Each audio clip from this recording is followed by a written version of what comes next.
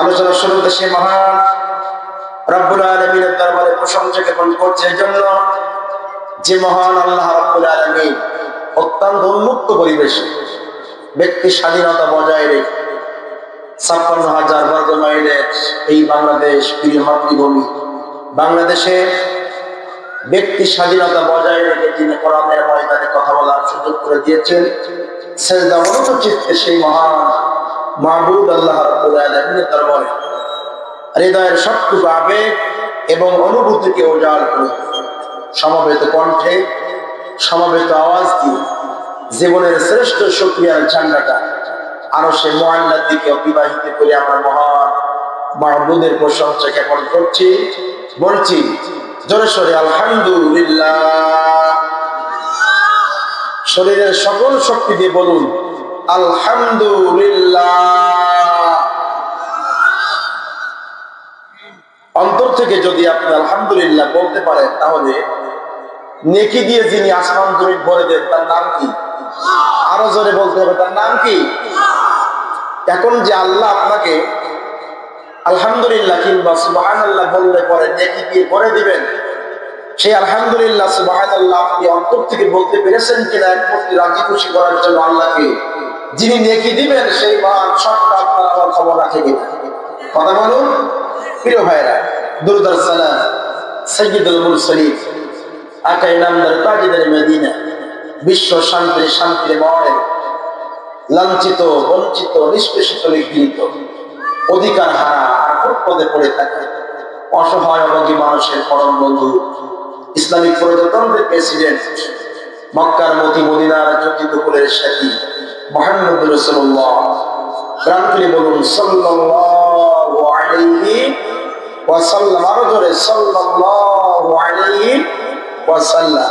প্রিয় ভাইরা, আজকের এই মাহফিলে আপনারা আসতে পেরেছেন, খুশি না বেজার? কম খুশি না বেশি খুশি? কারা কারা বেজার দুই হাত তুলে দেখান। ৪ জন ৫ জন, তাই না? আলহামদুলিল্লাহ আবেগের সাথে হাত উঠে গেছে। আমাদের কিছু আবেগের সাথে হাত উঠে যায়। আমরা রাস্তাঘাটে যখন লিল্লাহি তাকবীর নারায়ে তাকবীর দেয়, বুলেটের আওয়াজ যখন একটু কানে শব্দ ভেসে আসে, সাথে সাথে আমাদের সেই নারায়ে তাকবীর আসতে চলে যায়। কথা বলেন ঠিক না প্রিয় ভাইরা? এই জন্য আবেগ দিয়ে কথা শোনা যাবে না, আবেগ দিয়ে কথা বলাও যাবে না। বিবেক ব্যবহার করতে হবে, বিবেক দিয়ে কথা বলতে হবে, পরে বিবেক দিয়ে কথা শুনতে হবে। রাজি আছি তো আমরা সবাই? প্রিয় ভাইরা, আজকে শুধু বাটবিলার দুর্গরাগ অঞ্চল না, সারা বিশ্বে, এই উপমহাদেশ না, সারা বিশ্বে যত মানুষ আমরা বসবাস করি, প্রত্যেকটা মানুষ 3 ভাগে বিভক্ত। জোরে বলুন কয় ভাগে? আরো জোরে কয় ভাগে? এর বাইরে কোন মানুষ আপনি পাবেন না। যদি বলেন সেটা কি? আমার ভাইরা, গোটা বিশ্বের মধ্যে মহান আল্লাহ রাব্বুল আলামিন যত মানব মণ্ডলী তৈরি করেছেন,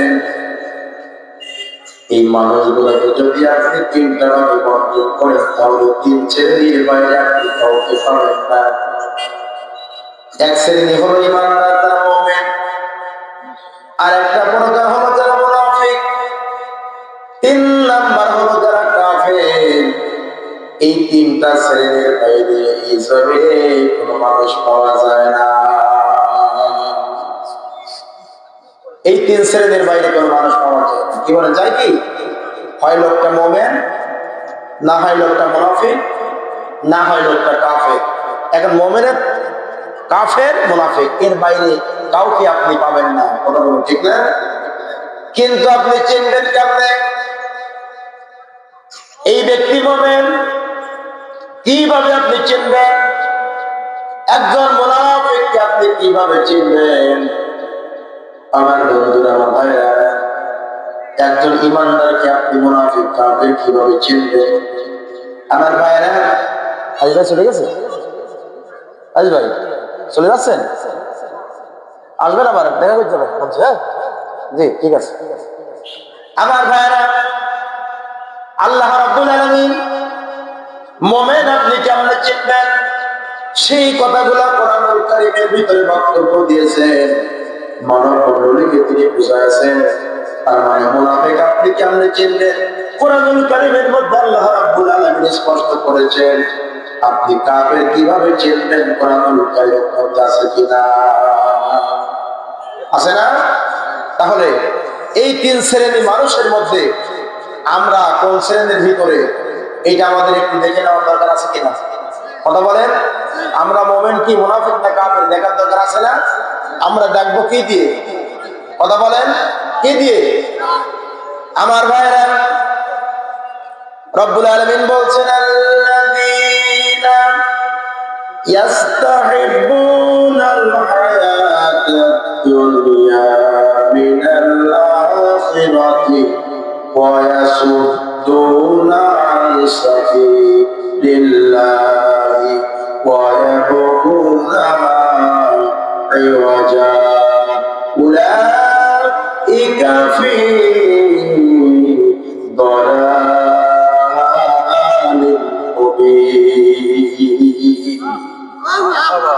আল্লাহ রাব্বুল আলামিন বলছেন, দুনিয়ার মানুষেরা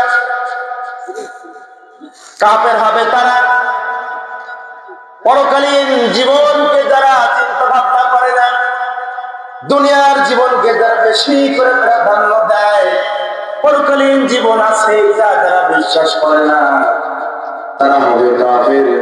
তার মানে যারা কাফের তারা আল্লাহ রাব্বুল আলামিনের কোরআনকে তারা মানতে চায় না। যুগে যুগে সকল কাফেররা আমার নবীর কোরআনকে তারা অস্বীকার করেছে। কথা বলো ঠিক না বেঠিক? তাহলে কাফের সহজে চেনা যায়, চেনা যায়। মুনাফিক কিন্তু সহজে চেনা যায় না। কি বলুন, চেনা যায়? মুনাফিক কিন্তু সহজে চেনা যায় না, কিন্তু কাফের সহজে চেনা যায়। আর ইমানদার এবং মুনাফিকের জন্ম একই সঙ্গে, যে কারণে মুনাফিকের জন্ম ইমানদারদের সঙ্গে হওয়ার কারণে ইমানদার থেকে সরাসরি মুনাফিক শনাক্ত করতে একটু কঠিন লাগে, সময় লাগে। কথা বলুন ঠিক না বেঠিক? তাহলে কাফেরদের সম্পর্কে আল্লাহ বলছেন, ওরা কিনা পরকালীন জীবনকে স্বীকার করে, আল্লাহর কোরআনকে তারা স্বীকার করে, তারা হলো কাফের কোথাকার। আরো জোরে বলুন কোথাকার?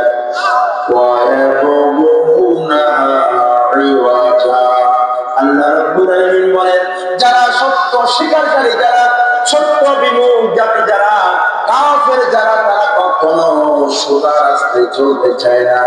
এরা দুনিয়ায় মুমিনদের কোন কায়দায় বাঁকা করে দেওয়া যায় ওরা সেই চেষ্টা করে, যাতে করে কাফেরদের সঙ্গে তারা হয়ে যায়। কথা বলুন ঠিক কিনা?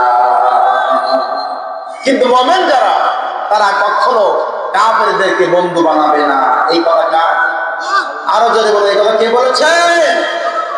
একজন মুমিন আল্লাহ রবের পরে, তার জাতের পরে, তার সত্তার পরে যারা ঈমান এনেছে, এরা কখনো মুনাফিক কিংবা কাফেরদেরকে অন্তরঙ্গ বন্ধু হিসাবে তারা গ্রহণ করবে না।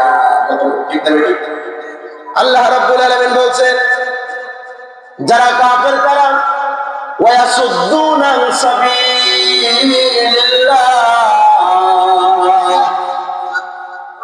যারা কাফের তারা আল্লাহর দ্বীনের রাস্তায় বাধা দেয়, তারা কোরআনের পথে বাধা দেয়, তারা ইসলামের পথে বাধা দেয়, ইসলামের দ্বীন কায়েমের আন্দোলনে তারা বাধা দেয়। এই কোরআনকে রাষ্ট্রভাবে আপনি বিজয় করেন, কাফেররা তারা চায় না। সর্বত্র কাফেররা কোরআনকে বাধা দেয়। এই কথা আমার না আল্লাহ? কথা বলুন।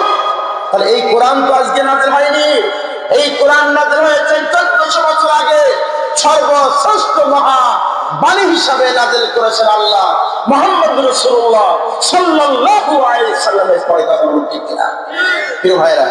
তাহলে 1400 বছর আগে নাযিল হওয়া কোরআন, আল্লাহ বলছেন যারা কাফের, যারা সত্যত্যাগী, তারা আপনার আল্লাহর দ্বীনের রাস্তায়, আল্লাহর কোরআনের পথে তারা বাধা দেয়।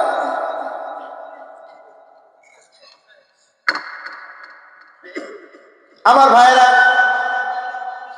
আবু জেহেল কোরআনের পথে বাধা দিত কিনা? আবু জেহেলের নাম শোনেননি আপনারা? আচ্ছা, আবু জেহেল কি ভাইরাল কম? সমস্ত দুনিয়ায় আবু জেহেলের নাম জানে না। হিন্দু, মুসলিম, বৌদ্ধ, খ্রিস্টান, ধর্ম বর্গ নির্বিশেষে সমগ্র বিশ্বে যত কোটি কোটি মানুষ আছে, আবু জেহেলের নাম জানে না এমন কোন ব্যক্তি কি আছে? কথা বলেন, আছে? তাহলে আবু জেহেল এই বিশ্বের সবচেয়ে ভাইরাল একজন। এত ভাইরাল হওয়ার পরেও আপনারা কেউ এত ভাইরাল ব্যক্তির নামের সঙ্গে নামটা মিল দেখে আপনার ছেলে কিংবা মেয়ে, আপনার সন্তানের নামটা আবু জেহেল কেউ রেখেছেন? কথা বলেন। আচ্ছা, ওনার স্ত্রী নাকেরা, উনি অত্যন্ত ভাইরাল একজন মানুষ। তাহলে আপনারা কেউ কি চিন্তা করেছেন যে মক্কার আয়ামে জাহিলিয়াতের যুগে রাষ্ট্রপ্রধান, রাষ্ট্রপতির স্ত্রীর নাম আপনার নাকেরা, তাহলে আমার স্ত্রীর নাম আমি, অথবা আমার মেয়ের নাম, আমার বোনের নাম আমি অন্তত নাকেরা রাখবো আবু জেহেল স্ত্রীর সঙ্গে নামটা মিল দেখে? আপনারা কেউ কি রেখেছেন? কথা বলেন, কেন রাখেন নাই? তারা জঘন্য। একজন বলেছেন তারা জঘন্য, তারা ইসলাম বিরোধী, কোরআন বিরোধী, মুসলিম এবং জাতির সত্য বিরোধী ছিল। তাই ভাইরাল হওয়ার পরেও জাতি, সবাই, ধর্ম, বর্ণ নির্বিশেষে তাদেরকে ঘৃণা করে কথা বলো, ঠিক কিনা? তাহলে ইতিহাস বলে, কোরআন বলে, কাফেররা যুগে যুগে সব সময় কোরআনের রাস্তায় তারা বাধা দেয়। কথা কার? আল্লাহ। এখনো কাফের আছে নাকি? আছে কিনা? আল্লাহর নবীর যুগে যারা কাফের ছিল, সে আবু জেহেল আর আবু লাহাব এখন নাই বটে, কিন্তু সে আবু জেহেল এবং আবু জেহেলের উত্তরাধিকারী যারা, নাতিপুতি যারা, আত্মীয় ছোট মেহমান যারা, তারা 24 সালে আছে কিনা? বাংলাদেশে না, সমস্ত বিশ্বে, সমগ্র বিশ্বে সেই আবু জেহেলের নাতিপুতিরা আজ পর্যন্ত আছে। যে কাজ আবু জেহেল করত, সেই কাজ এখন তারাই করাতে, কথা বলুন, ঠিক কিনা? আমার ভাইরা,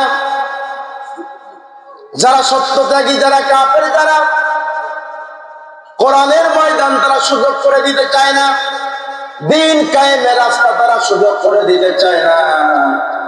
আল্লাহ বলছেন, ওয়াইদা তুতলা আলাইহিম আয়াতুনা বায়্যিনাতিন তা'রিফু ফি উজুহিল লাযীনা কাফারুল মুনকার ইয়াকাদুনা ইয়াসতুনা বিল্লাযীনা ইয়াতুলুনা আলাইহিম আয়াতিনা। জবান ছেড়ে দিয়ে বলে আল্লাহু আকবার।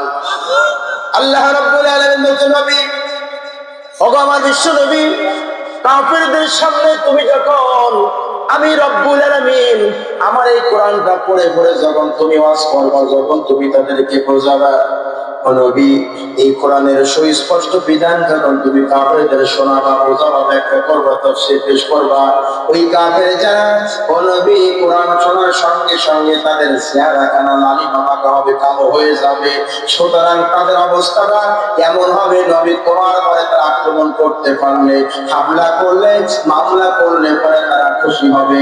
এই জন্য আমার ভাইরা, আরবের মক্কা নগরীতে নবীজি কোরআনের দাওয়াত পেশ করেছেন, সেই সমাজের মানুষেরা সবাই আমার নবীর দাওয়াত কি গ্রহণ করেছিল? কোরআনের দায়ী হলেন নবী মুহাম্মদ রাসূলুল্লাহ। যে আল্লাহ স্বয়ং নিজেই কোরআন নাযিল করেছে আমার রব, আমার নবীর পরে। আমার বন্ধুরা, যেই রব সরাসরি নবীর পরে কোরআন নাযিল করেছে, আমার নবী আর কেউ না, স্বয়ং রাসূল কোরআনের দাওয়াত দিয়ে মক্কার মানুষের কাছে গেছে। কিন্তু সেই সমাজের জাতির মানুষেরা সবাই কোরআনের কাছে আত্মসমর্পণ করতে পারে না। বরং কোরআন যখন রাসূল বলেছে, কোরআন বলার সঙ্গে সঙ্গে ওরা রাসূলকে পাগল বলল, বলে নাই? কথা বলে, বলল জাদুকর, বলল কবি। এখন আল্লাহ রাসূলকে যদি জাতির মানুষেরা কবি বলে, জাদুকর বলে, পাগল বলে, তাহলে আল্লাহ অস্তিত্বে আঘাতকারী, কথা বলো, ঠিক কিনা?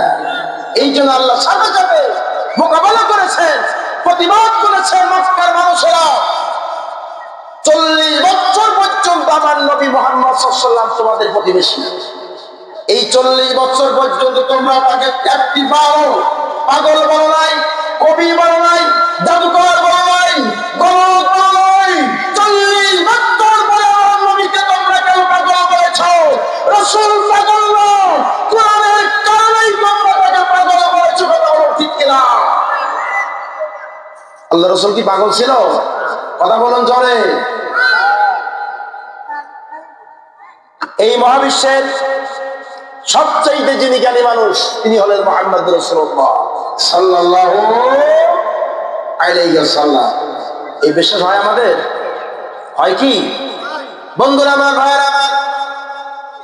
তাহলে কাফেরদের সঙ্গে যখন কোরআন পড়া হবে, কোরআন যখন তাদেরকে শোনানো হবে, আমার কোরআন বলে, আল্লাহর কোরআন বলে, ওই কাফেরদের চেহারা কানা কালো হয়ে যাবে, ভালো থাকবে না, চেহারা কালো হয়ে যাবে।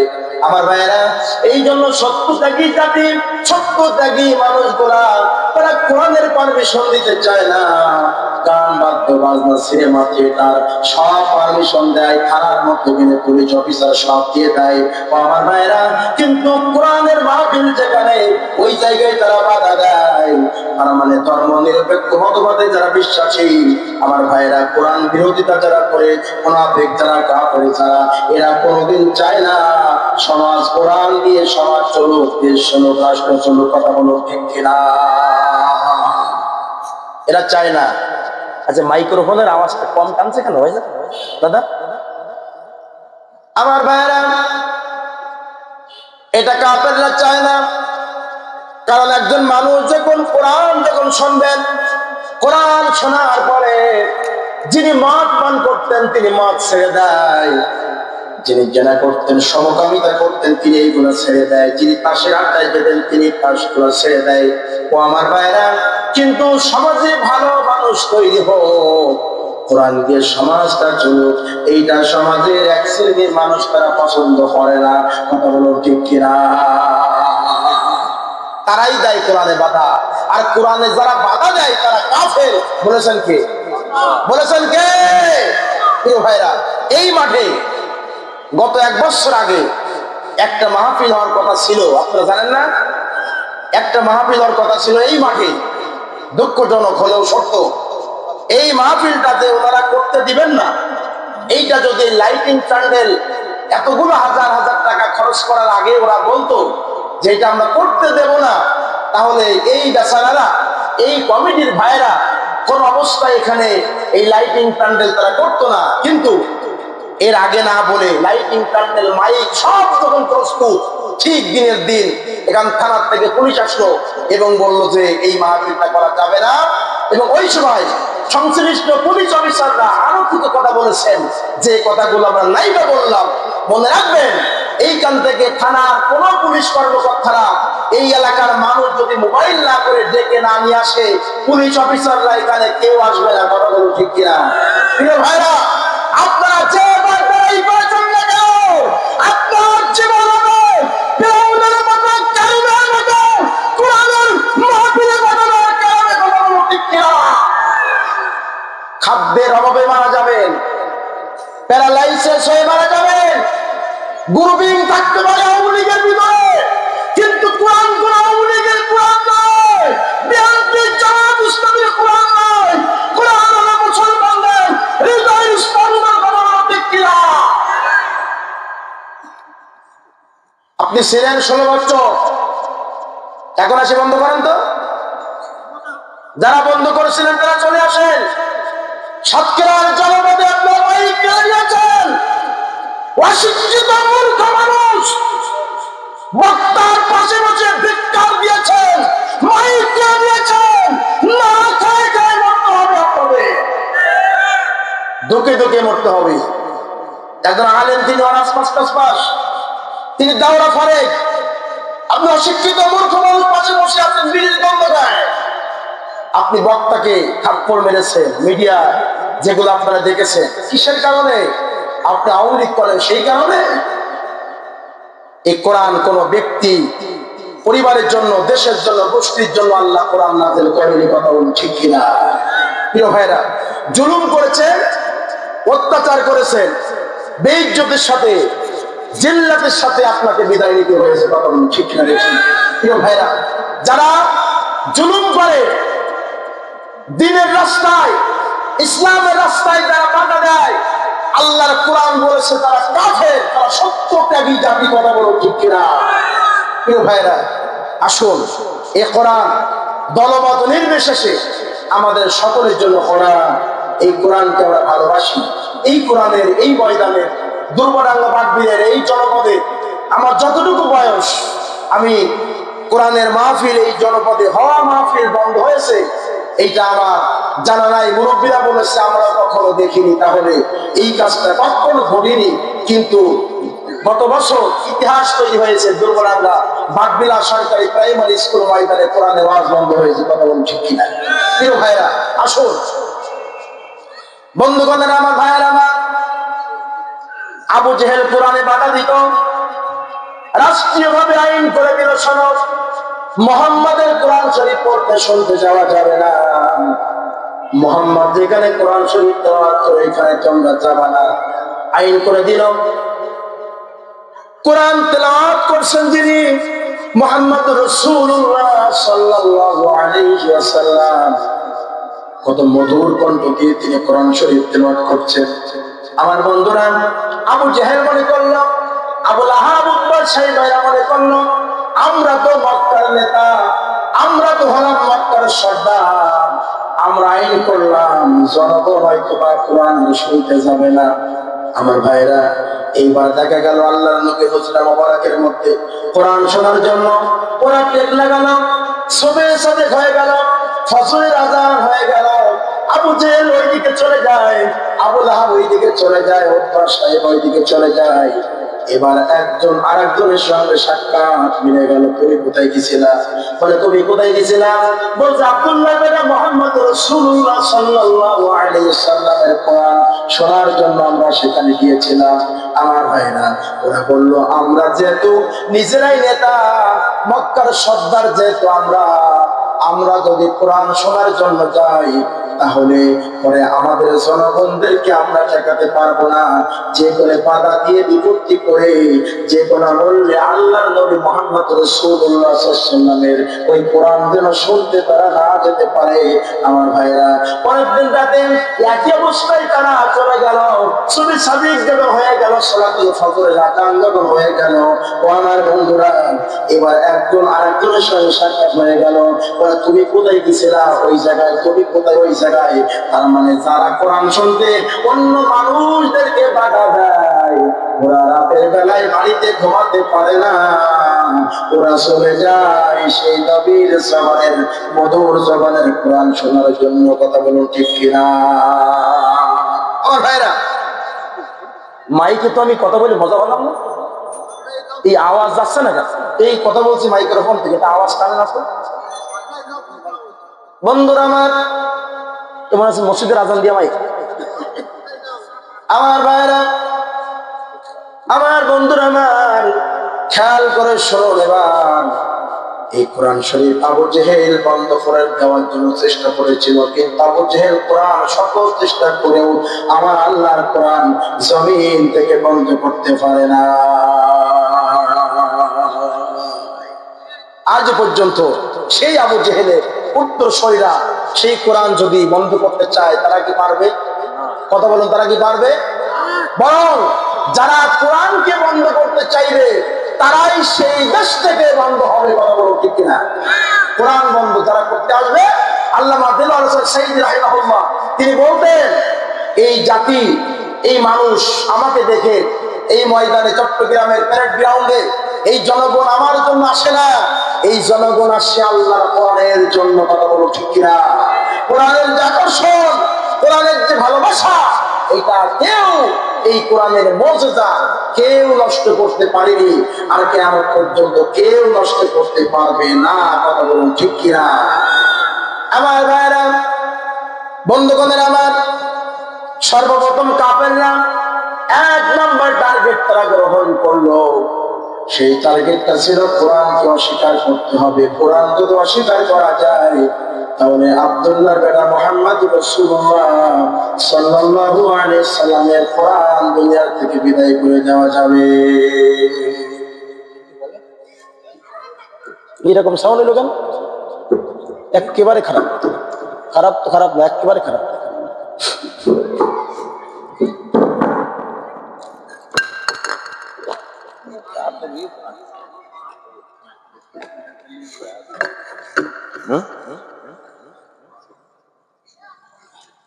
গলা থাকে মসজিদের আজান দিয়ে মাইকের মতো আওয়াজ আছে। আমি তো ভালো তুমি কথা কাউ বসিয়ে দেবে, একটু গান ফান গাও দেখেন কিরম হয়।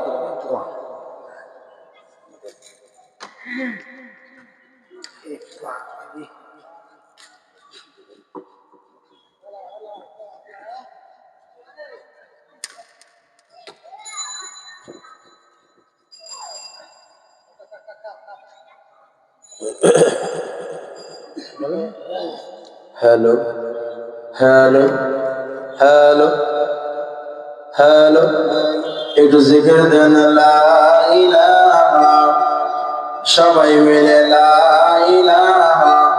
এটা উঠে রাখলেন কেন? মাইক্রোফোন আগে দিলেন না কেন? লা ইলাহা, সবাই মিলে লা ইলাহা, জোরে লা ইলাহা ইল্লাল্লাহ, সবাই লা ইলাহা ইল্লাল্লাহ, একটু জবান ছেড়ে দেন লা ইলাহা ইল্লাল্লাহ, লা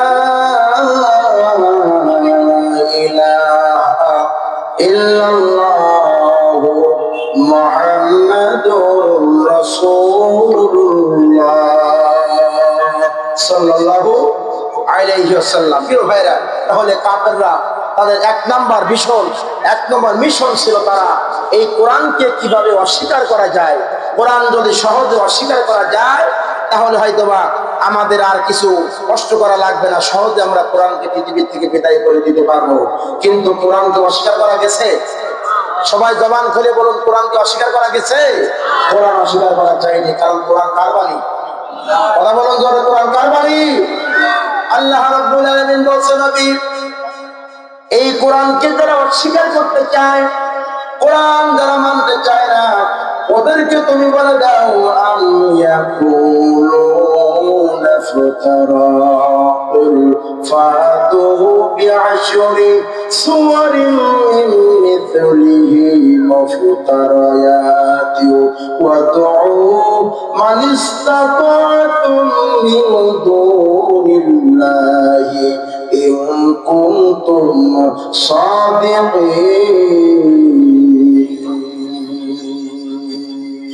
এই কানের কাছে আওয়াজটা বলা, কানের আওয়াজ। আল্লাহ রাব্বুল আলামিন বলছেন, ও নবী, যারা কোরআনটা মানতে চায় না, কোরআনকে অস্বীকার যারা করে, ওদেরকে তুমি বলে দাও যে কোরআন আমি রব্বুল আলামিন নাযিল করলাম। তোমরা যদি কোরআনকে অস্বীকার করো তাহলে পরে এই কোরআনের মধ্যে তোমরা একটা সূরা অন্য জায়গায় আল্লাহ বলেছেন কমপক্ষে 10টা আয়াত কারিমা তোমরা নিয়ে আসো, কিন্তু আল্লাহ বলেছেন ফাইল্লাম তাফআলু ওয়া লান তাফআলু ফাত্তাকুন নারাল্লাতী উইদ্দাত লিল কাফিরিন। কখনো কোশ্চেন কালেও না এই কোরআনকে তোমরা রচনা করতে পারবা না, কারণ কোরআন হলো আমি আল্লাহর বাণী। এটি পৃথিবীর মানুষের তৈরি করা কোন বিধান নয়, এটি আমার আল্লাহর বিধান। এইরকম ভাষায়, এইরকম গ্রামার আলাদা মানটিকে পরিপূর্ণ কোরআন তোমরা নাযিল করতে পারবা না। এই চ্যালেঞ্জ কার? এই চ্যালেঞ্জ কার? এই চ্যালেঞ্জ হলো আল্লাহ রাব্বুল আলামিনের। সেই কোরআন কাফেররা ষড়যন্ত্র করে, এই কোরআনের যুগে যুগে রাষ্ট্রীয় ষড়যন্ত্র ছিল। আবু জেহেল রাষ্ট্রীয়ভাবে ষড়যন্ত্র করে এই কোরআনকে পৃথিবীর থেকে জনমের মতো তিনি মিটিয়ে দিতে চেয়েছিল, কিন্তু আবু জেহেল জনমের মতো পৃথিবীর থেকে মিটিয়ে গেছেন, নিশ্চিন্ন হয়ে গেছেন। আল্লাহর কোরআন যেমন ছিল আল্লাহর কোরআন তেমনই আছে। কথা বলুন ঠিক না ঠিক? আর থাকবে কিয়ামত পর্যন্ত। ওয়াদাকার? এই ওয়াদাকার?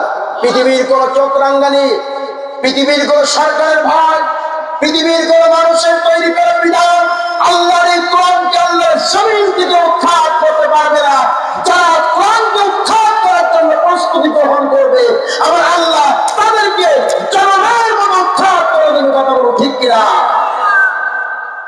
বন্ধুরা আমার, অস্বীকার যখন করা গেল না, 2 নম্বর হাতিয়ার হলো কোরআন যেন মানুষ না শোনে।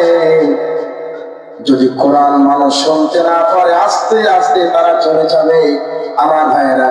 কিন্তু মনে রাখবেন, কোরআন বন্ধ করে দিয়ে কোরআনের আলেমদেরকে ফাঁসির মঞ্চে হত্যা করার মাধ্যমে, বিচারিক আদালতে হত্যা করার মাধ্যমে আল্লাহর এই কোরআনকে পৃথিবীর মধ্য থেকে বিদায় করা যায় না। কথা বলুন ঠিক কিনা? যারা মুমিন, যারা মুত্তাকি, যারা দিন কায়েমের আন্দোলনের যারা সাথী, এরা কখনো সেই মৃত্যুকে পরোয়া করে না। আল্লামা দেলোয়ার হোসেন সাঈদী রাহিমাহুল্লাহ তিনি বলেছেন, বিড়ালের মতো 500 বছর বেঁচে থাকার চেয়ে সিংহের মতো 1 ঘন্টা বাঁচতে চাই, কারণ বিড়ালের মতো মাথার মতো করে বাচ্চু মতো থাকতে চাই না। কথা বলো ঠিক কিনা? উনি সেটাই প্রমাণ করেছেন যে আমাকে মৃত্যুদণ্ড দেওয়া হলো। বিচারপতি শামসুদ্দিন মানিক উনি টকশোতে গর্বের সাথে বলেছিলেন, সাঈদীকে তো আমি ফাঁসি দিচ্ছি, সাঈদীকে আপনি ফাঁসি দিয়েছেন, আপনি পালিয়ে যাচ্ছেন কেন? আপনি বাংলাদেশে আসুন, রাজধানীতে চলে আসুন, আপনি ভারতে পালিয়ে যাচ্ছেন কেন? আপনি এই বাংলাদেশের প্রথম সারির একজন নাগরিক, আপনি বিচারপতি, জাতি আপনাকে সম্মান করবে। আপনি সাঈদীর মতন মানুষকে সাজানো মিথ্যা পাতানো মামলায় আপনি রায় দিয়ে টকশোতে আপনি গর্ব করেন, সাঈদী কিন্তু আমি রায় দিচ্ছি। সাঈদী সাহেবের দাফনের পরে হাজার হাজার সমগ্র বিশ্বের মানুষ স্মরণ করে, শামসুদ্দিন মানিক আপনাকে কেউ স্মরণ করবে না। আপনি এমন মানুষকে হত্যা করেছেন, ডাক্তার মোস্তফা জামান আইসিইউ নামে নাটক করে একজন সুস্থ মানুষকে ইনজেকশন পুশ করে শতাব্দীর একজন সোনার মানুষকে আপনারা হত্যা করেছেন। তিনি মারা যায়নি, তাকে আপনারা মেরে ফেলেছেন। সাঈদী সাহেব শুধু মুসলমানদের সম্পদ ছিল না, সমগ্র বিশ্বের মানুষের সম্পদ ছিল। আল্লামা দেলোয়ার হোসেন সাঈদী রাহিমাহুল্লাহ। কথা বলেন কথা ঠিক না বেঠিক? এদেশের মানুষেরা দলমত নির্বিশেষে অমুসলিমদের ভিতরেও সাঈদী সাহেবের ভালোবাসা ছিল, ছিল না? সমগ্র দলের মানুষ তাকে ভালোবাসত। সাঈদী সাহেবের মৃত্যুর পরে ফেসবুকে স্ট্যাটাস দেওয়ার কারণে ছাত্রলীগের অনেক পদ চলে গেছে। সেই সময় সরকার বুঝতে পেরেছিল এর ভিতরে সাঈদী ভালোবাসার মানুষও আছে, এই সাঈদী ভালোবাসার মানুষ আমার কমিটিতে থাকতে পারে না, এই জন্য সাথে সাথে বরখাস্ত করে। ঠিক না আমার ভাইরা? আল্লামা সাঈদীর সেই সম্মান ইজ্জত আবরু এক চুল পরিমাণ ওরা কি কমাতে পেরেছে? বরঞ্চ তার শাহাদাতের পরে মুসলমানদের 90% মুসলমানদের এই দেশে বাইতুল মুকাররমে আপনারা একটা জানাজা করতে দিলেন না।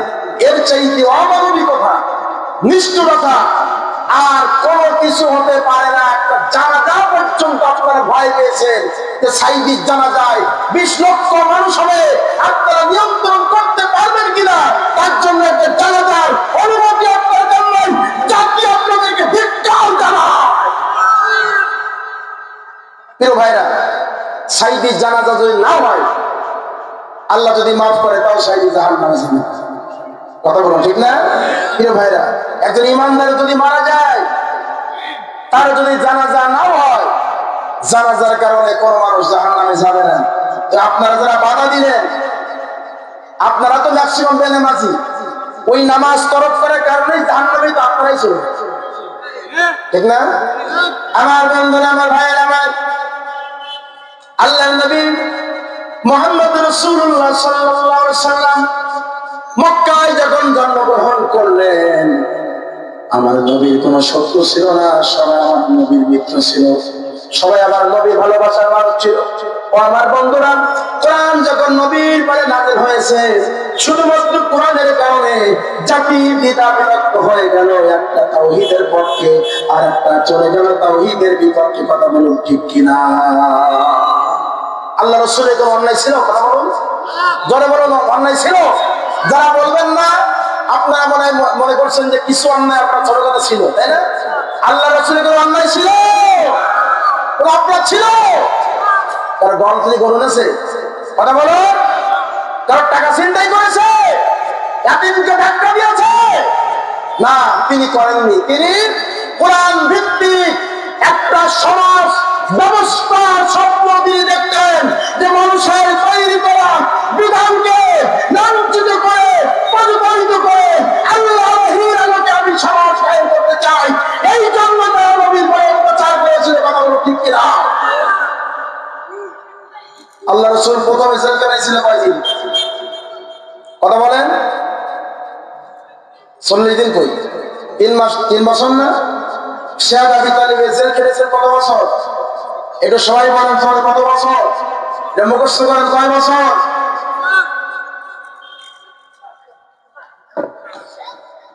আল্লাহ রাব্বুল আলামিন বলছেন লাকাদ কানা লাকুম ফি রাসূলিল্লাহি উসওয়াতুন হাসানাহ। আল্লাহু আকবার বলুন। আল্লাহ বলছেন নবী তোমার আদর্শ হলো উত্তম, উসওয়াতুন হাসানাহ। আল্লাহ বলেন হে আমার বান্দারা, ও নবী সমগ্র দুনিয়ার মানব মণ্ডলীকে বলে দাও একমাত্র নবী তোমার জীবন আদর্শ হলো উত্তম, তোমার জীবন আদর্শ ছাড়া কোনো উত্তম আদর্শ নাই। আমার ভাইরা, সেই নবী তার জীবন দশায় 3 বার জেল খেটেছেন। আল্লাহর নবী যখন নবুয়ত পেয়েছেন তার বয়স ছিল 40 বছর, 53 বছর, তার মানে 13 বছর আমার নবী ছিলেন মক্কাতুল মুকাররমায়। আল্লাহর নবীজি সরাসরি কোরআনের কথা প্রকাশ্যে তিনি আন্দোলনের কথা বলার কারণে রাষ্ট্রীয়ভাবে সরকারিভাবে আমার নবীকে 3 বছর যাবত জেলখানার ভিতরে থাকতে হয়েছে। বন্দী মানবতার জীবন যাপন করেছিলেন আমার নবী। আমার ভাইরা, এখন তো জেলখানার ভিতরে ডিভিশন রয়েছে। আমার নবীকে যেভাবে জেলখানার ভিতরে চতুর্দিক দিয়ে দেওয়াল দিয়ে পাহাড় দিয়ে ঘিরে রেখেছিল, আল্লাহর নবীকে সেই জায়গায় কাটতে পর্যন্ত ওই কাফেররা, ওই শয়তান যারা তারা নবীকে দিত না। কথা বলো ঠিক কিনা? এই ব্যবহার রাসূলের সঙ্গে করেছে। আল্লাহ কোরআনে বলেছে উসওয়াতুন হাসানাহ, উত্তম আদর্শ হলো আমার নবীর আদর্শ হলো উত্তম। তাহলে এই 63 বছর জিন্দেগির ভিতরে এই মক্কার 13 বছর আল্লাহ রাসূলের জীবন আদর্শ পালন, ঠিক না? একই পন্থায় একই পদ্ধতিতে কিয়ামত পর্যন্ত তারা কোরআনের দাওয়াত দেবে।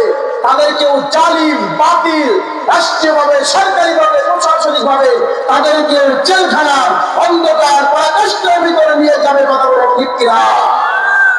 আপনার নবী জেল কেটেছেন 3 বছর, সুতরাং তাহলে জেলখানায় একজন ইমানদারের যাওয়া হলো মুমিনের সুন্নাত। কথা বলো ঠিক না? জেলখানায় যাওয়া মুমিনের সুন্নাত না? আল্লাহ রাসূলের সব জীবন আদর্শ যদি অনুসরণীয়, অনুকরণীয় হয়, তাহলে আপনি 63 বছর থেকে 3 বছর বাদ দিয়ে দেন। পারবেন? পারবেন? 3 বছর রাসূলের জীবন না, তাহলে আপনি সব 3 বছর মানবেন না? রাসূল জেলখানায় গিয়েছে। শুধু তাই না আমার বন্ধুরা, যুগে যুগে যারা কাফের ছিল, নবীদেরকে, রাসূলদেরকে তারা দেশ ত্যাগ করার জন্য হুমকি দিয়েছিল। শুধু তাই না, আমার নবী সাল্লাল্লাহু আলাইহি ওয়াসাল্লাম তায়েফের জনপদে যখন তাওহীদ আর রিসালাতের বক্তব্য যখন দিয়েছেন, তায়েফের জনপদের মানুষেরা আমার রাসূলকে পাথর দিয়ে আঘাত দিয়ে রক্তাক্ত করেছিল। কথা বলুন ঠিক কিনা? পাথরের আঘাতে রাসূলকে রক্তাক্ত করে ফেললো, জখম করে ফেললো। আমার ভাইরা, ফেরেশতারা নাযিল হয়ে গেল, নবী আপনি জ্ঞান হারিয়ে ফেলেছেন 3 বার, আপনি রক্তাক্ত হয়েছেন নবী, আল্লাহর নির্দেশে আমরা আগমন করেছি। একবার যদি আপনি জবান দিয়ে বলেন ওদেরকে ধ্বংস করে দেওয়ার জন্য, আমরা সবাই মিলে এই জমিনটাকে উলটপালট করে জাতিকে ধ্বংস করে দেব। কিন্তু আমার নবী সেদিন বলে নাই, আমার রাসূল বলেছিল রব্বুল আলামিন যে জাতি আমাকে না জেনে, ইসলামের প্রকৃত রূপ না বোঝার কারণে আমার ঘরে হত্যা করলো, আক্রমণ করলো, আমাকে রক্তাক্ত করে জখম করে ফেললো, যে জাতি আমাকে রক্তাক্ত করেছে, আমি রক্তমাখা হাত উঁচু করে ওই জাতির জন্য দোয়া করলাম, আল্লাহ রাব্বুল আলামিন তুমি তাদের মাফ করে দাও। বলুন সুবহানাল্লাহ। এটা হলো রাসূলের আদর্শ, রাসূলের সুন্নাহ। ও নবী, ওয়ালা তাসতাবিল হাসানাতু ওয়ালা সাইয়্যা, ভালো আর মন্দ কখনো ছবি এক নয়। ইদফা বিল্লাতী হিয়া আহসান।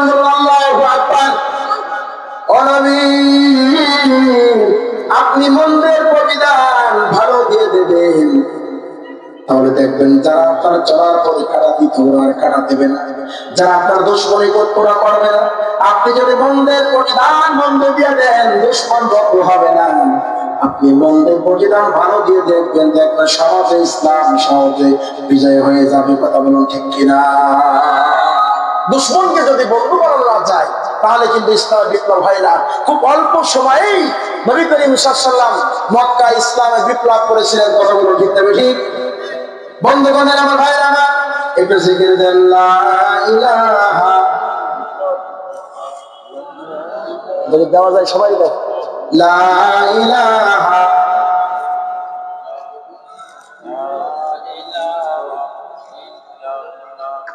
লা ইলাহা, সবাই মিলে লা ইলাহা, নাই কেহ নাই আল্লাহ তুমি ছাড়া, জোরে লা ইলাহা লা ইলাহা লা ইলাহা ইল্লাল্লাহু মুহাম্মাদুর রাসূলুল্লাহ সাল্লাল্লাহু, সবাই বলো সাল্লাল্লাহু আলাইহি ওয়াসাল্লাম। আমার ভাইরা, প্রিয় বন্ধুরা, নবী করিম সাল্লাল্লাহু আলাইহি ওয়াসাল্লামের এই মক্কায় 13 বছর জীবন ও জিন্দেগিতে আবু জেহেল রাষ্ট্রীয়ভাবে সরকারিভাবে ক্ষমতাকে চিরস্থায়ী করার জন্য, দীর্ঘায়িত করার জন্য, ক্ষমতায় টিকে থাকার জন্য, আল্লাহর নবীকে হত্যা করার জন্য পরিকল্পনা করেছিল। কথা বলো ঠিক কিনা? ঠিক কিনা? কিন্তু আল্লাহর নবীকে হত্যা করার মতন জঘন্য ষড়যন্ত্র করার পরেও মক্কার মসনদে আবু জেহেলকে স্থায়ীভাবে ক্ষমতায় টিকেছিল। ফিরআউন 70 থেকে 80,000 পুত্র সন্তান হত্যা করেছিল বনি ইসরাইল বংশের। তিনি স্বপ্ন দেখেছিল ওই বংশে একটা পুত্র সন্তান জন্মগ্রহণ করবে, যার কাছে আমার ক্ষমতা চলে যাবে। এই জন্য রাষ্ট্রীয়ভাবে তিনি 70 থেকে 80,000 পুত্র সন্তান হত্যা করেছিল ক্ষমতাকে দীর্ঘস্থায়ী করার জন্য। কিন্তু 80,000 হত্যা করার পর ফিরআউনকে আল্লাহ নীল দরিয়ায় চুবায় চুবায় মেরেছেন। কথা বলুন ঠিক কিনা? সে আল্লাহ এখন মনে ভুল হয়ে গেছেন। আছে তো আল্লাহ যা আছে আপনারা দেখেছেন? প্রমাণ পাইছেন যে আল্লাহ আছে? প্রমাণ পাইছেন? তাহলে আমি একটু ওয়াজ করে যাবো। ওয়াজ করা যাবে না, ও ওয়াজ জাতির লোক আর শুনবে না। সবাই কম ওয়াজ না করি তো ছেড়ে যাও। প্রিয় ভাইরা, ফেরাউনকে আল্লাহ তাআলা নীল দরিয়ার ভিতরে সুবায়ে সুবায়ে পানি খাওয়ায়া খাওয়ায়া তিনি পুটকি মাছের মতো করে আল্লাহ জমিন থেকে তারা ধ্বংস করেছেন। ঠিক কিনা? আমার বন্ধুরা, মক্কার কোষায় গ্রামের বাড়িতে আবু জেহেল রাষ্ট্রীয়ভাবে একটা মিটিং আহ্বান করলো। আমার ভাইরা, সেই মিটিং এর লক্ষ্য ছিল, উদ্দেশ্য ছিল একটা মাত্র। সেই লক্ষ্য উদ্দেশ্য ছিল মাত্র একটা লক্ষ্য উদ্দেশ্য হলো মুহাম্মদ সাল্লাল্লাহু আলাইহি সাল্লামকে আমরা আবু তালিবের মতো 3 বছর জেল খাওয়ালাম, অত্যাচার করলাম, জুলুম করলাম, তাইফের জনপদে তাকে রক্তাক্ত করে ফেললাম, জখম করে ফেললাম। তিনি তিনবার জ্ঞান হারিয়ে পড়ে গেলেন। আমার বন্ধুরা, কিন্তু সেই মুহাম্মদ জীবনের পরোয়া করে নাই, ভয় করে নাই, ভয় করে ইসলামী আন্দোলন থেকে দূরে সরে যায় নাই, দিন কায়েম থেকে দূরে সরে যায় নাই। সুতরাং যে কোনো কায়দায় জীবন নিয়ে হলেও আব্দুল্লাহ বেটা মুহাম্মদ রাসূলুল্লাহ সাল্লাল্লাহু আলাইহি ওয়াসাল্লামকে যে কোনো কায়দায় এই দিন কায়েমের আন্দোলন থেকে তাকে সরাই ফেলতে হবে। মিটিং আহ্বান করা হলো। আল্লাহ রাব্বুল আলামিন বলে, নবী, তোমার বিরুদ্ধে মক্কার 13 বছরের শেষ সময় 3টা ষড়যন্ত্র আবু জেহেল সরকারিভাবে রাষ্ট্রীয়ভাবে করেছিল। সেটি আমি আল্লাহ কোরআন শরীফের ভিতরে কোট করে দিলাম, যাতে করে কিয়ামত পর্যন্ত নবী আবু জেহেল যারা আসবে তোমাকে দেখে যারা শনাক্ত করে নিতে পারে যে আবু জেহেলের কথা কোরআন শরীফে আল্লাহ বলেছেন এই কোন আবু জেহেল। আমার ভাইরা, আল্লাহ রাব্বুল আলামিন বলেন, ওয়া ইয ইয়ামকুরু বিকাল্লাযীনা কাফারু লিয়াসবিতুকা আও ইয়াকতুলুকা আও ইখরিজুকা ওয়া ইয়ামকুরুনা ওয়া ইয়ামকুরুল্লাহ ওয়াল্লাহু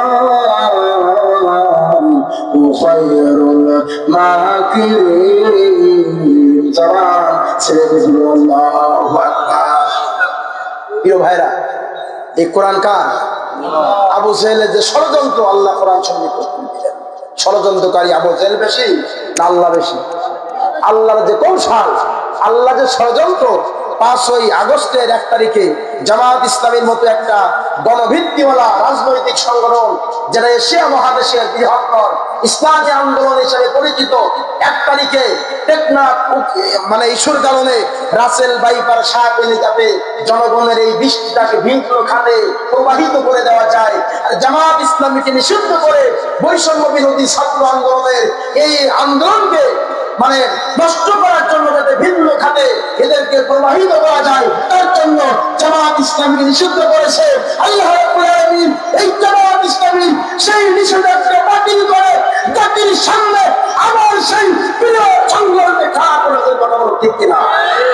বুখারী শরীফের হাদিস, আল্লাহ তাআলা যখন কোনো ব্যক্তিকে ভালোবাসে জিব্রাইলকে বলে, জিব্রাইল আমি মনিরামপুর থানার অমুক ব্যক্তিকে বড় ভালোবাসি, ফেরেশতাদের বলো। জিব্রাইল ফেরেশতাদের বলে দেয়, শোনো আল্লাহ ভালোবাসে, তোমরাও ভালোবাসো। এখন ফেরেশতারা যদি কোনো মানুষকে ভালোবাসে, কোন সংগঠনের জনপদের মানুষকে ভালোবাসে, তাহলে দুনিয়ার কেউ সেই সংগঠন কিংবা সেই ব্যক্তিকে পৃথিবী থেকে বিদায় করে দিতে পারে না। এটা প্রমাণিত হয়েছে। কথা বলো ঠিক কিনা? কি অন্যায় ছিল, এই অপরাধ ছিল, আমার নবীর কি অন্যায় ছিল? দারুল্লাহ তো আবু জাহেল রাষ্ট্রীয় মিটিং আহ্বান করলো। মিটিং এ বসলে 10 জন কমিটির সদস্য থাকলে 10 রকম কথা হয় না? একজন বলল লিউস বিতুকা, মোহাম্মদকে একটু গ্রেফতার করো, বন্দি করি। যদি বন্দি করো তাহলে খুব সহজে এই দিনকে ইসলামকে বিদায় দিতে আছে। আমার ভাইয়েরা, রাষ্ট্র যারা চালায় এরা বড় মেধাবী মানুষ। আবু জেহেল ছিল বড় মেধাবী মানুষ, বাক সম্পন্ন মানুষ ছিল, সুদক্ষ ব্যক্তি ছিল আবু জেহেল।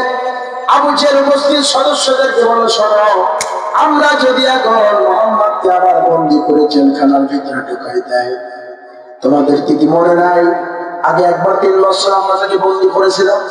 আমরা তাকে তায়েফের জনপদে আঘাত দিয়েছিলাম, রক্তাক্ত জখম করেছিলাম, কিন্তু মুহাম্মদ রাসূলুল্লাহ কখনো সেই দিন কায়েমের আন্দোলন থেকে দূরে সরে যায় নাই। আজকে যদি আমরা মুহাম্মদকে জেলখানার ভিতরে বন্ধ করে রাখি, যখন মক্কা ইসলামের কথা বলার মতো কোনো নেতা কর্মী নেতৃবৃন্দ ছিল না, আমার বন্ধুরা, আমার ভাইরা, আমার আবু জেহেল বলল, আজকে মুহাম্মদকে বন্দী করে কোনো লাভ নাই। এক মুহাম্মদ জেলখানার মধ্যে যদি থাকে তাহলে পরে হাজার মুহাম্মদ জমিনে কথা বলার মতো তৈরি হয়ে গেছে। কথা বলুন ঠিক কিনা? সাইদি সাহেবকে জেলখানায় বন্দী করলো 9 সালে তো 9 সালে বন্দী করার পরে ধারণা করা হলো হয়তোবা কোরআনের তাফসীর করার মতো আর কোনো বক্তা আর কোনো আলেম বাংলাদেশে পাওয়া যাবে না, কারণ আল্লাহ দেলাওয়ার সাইদির কণ্ঠের ভিতরে রেখেছিলেন জাদু। কথা বলেন, তার কথা বলার বাচন ভঙ্গি ধরন এইরকম শিক্ষিত মানুষ তৈরি হবে, কিন্তু এইরকম ভঙ্গিময় কথা বলার মতো কোরআন দিয়ে মানুষকে বোঝানোর মতো ওইরকম ক্যাপাসিটি সম্পন্ন মানুষ কিন্তু খুঁজে পাওয়া মুশকিল। ঠিক কিনা? কিছু মানুষ শতাব্দীতে 100 বছরে একজন আসে, এই মানুষেরা হলো জাতির রাহবার, এরা হলো জাতির জাতীয় সম্পদে পরিণত হয়। প্রিয় ভাইরা, ওরা বলল কোরআনের কথা বলার মতো কেউ থাকবে না, কিন্তু এদেশে প্রমাণ হয়েছে এক সাইদি নয়, লক্ষ লক্ষ সাইদি কোরআনের দাওয়াত পৌঁছাইতে মানুষের মাঝে। কথা বলো ঠিক কিনা? আবু জেহেল বলল, তোমরা একজন মুহাম্মদকে জেলখানায় বন্দী করে লাভটা কি? শত মুহাম্মাদের উত্তরসূরিরা এই মক্কার জনপদে কথা বলার মতো তৈরি হয়ে গেছে। কথা বলুন ঠিক কিনা? আমার ভাইরা, বলা হলো আমি ইখরিজুকা, ওকে বের করে দাও, যে কোনো জায়গায় চলে যাবে। ও আমার বন্ধুরা, আবু জেহেল বড় মেধাবী মানুষ ছিল, কোথায় বের করে দিবা? আব্দুল্লাহ পুত্র মুহাম্মদ রাসূলুল্লাহ শুধু নয়, ইমানদার যারা আল্লাহর কোরআনের পরে যারা ইমান যারা এনেছে, এরা দুনিয়ায় যদি জেলখানায় রাখবা, ওই জায়গায় চুরি চামারি করে জেল খাটে, ওরা এখন বলতে পারে আর 30টা মাসটা 17টা বলতে পারে না। চোর গেছে জেলখানায়, এখন চোরের জায়গা তো জেলখানায়। এখন দেখ, চোর দেখলে ওরে আল্লাহ আল্লাহ, আমার এলাকার মসজিদের ইমাম সাহেব অবশ্য সারা জীবন ইমাম সাহেবের কাছে নামাজ পড়লাম, আমি করি চুরি, চুরি মামলায় জেলখানায়। এখন আমার হুজুর দেখি আমার জেলখানায়, হুজুর আপনি কোথায় চুরি করেছেন?